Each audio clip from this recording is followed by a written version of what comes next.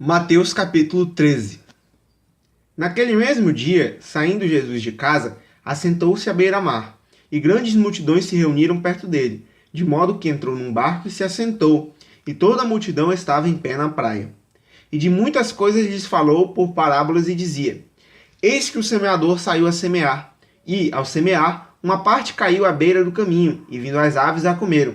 Outra parte caiu em solo rochoso, onde a terra era pouca, e logo nasceu, visto não ser profunda a terra. Saindo, porém, o sol, a queimou, porque não tinha raiz. Secou-se.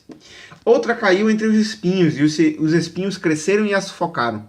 Outra, enfim, caiu em boa terra e deu fruto, a 100, a 60 e a 30 por um. Quem tem ouvidos para ouvir, ouça. Então se aproximaram os discípulos e lhes perguntaram: Por que lhes falas por parábolas? Ao que respondeu: Porque a vós outros é dado conhecer os mistérios do reino dos céus, mas àqueles não lhes é conhecido isto. Pois ao que tem se lhe dará, e terá em abundância, mas ao que não tem, até o que tem lhe será tirado.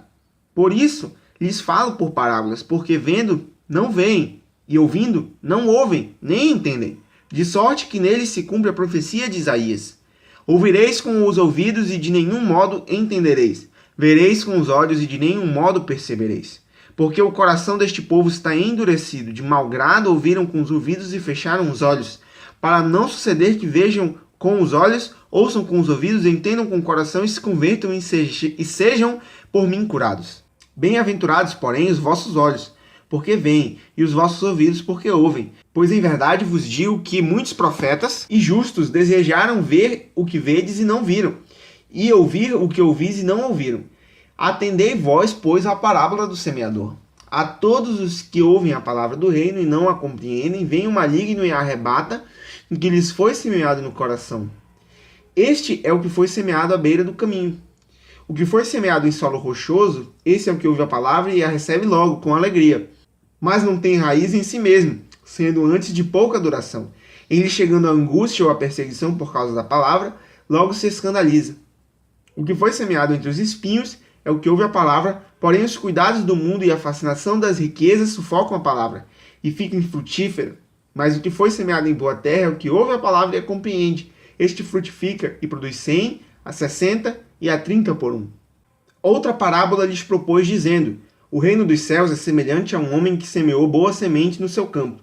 Mas enquanto os homens dormiam, veio o inimigo dele, semeou o joio no meio do trigo e retirou-se. E, quando a erva cresceu e produziu fruto, apareceu também o joio. Então, vindo os servos do dono da casa, lhes disseram: Senhor, não semeastes boa semente no teu campo? De onde vem, pois, o joio? Ele, porém, lhes respondeu: O inimigo fez isso. Mas os servos lhe perguntaram: Queres que vamos arranquemos o joio? Não, replicou ele, para que ao separar o joio não arranqueis também ele o trigo.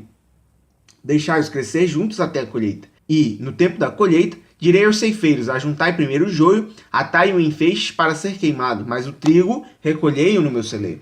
Outra parábola lhes propôs, dizendo: O reino dos céus é semelhante a um grão de mostarda, que um homem tomou e plantou no seu campo, o qual é, na verdade, a menor de todas as sementes, e, crescida, é maior do que as hortaliças, e se faz árvore, de modo que as aves do céu vêm aninhar-se nos seus ramos.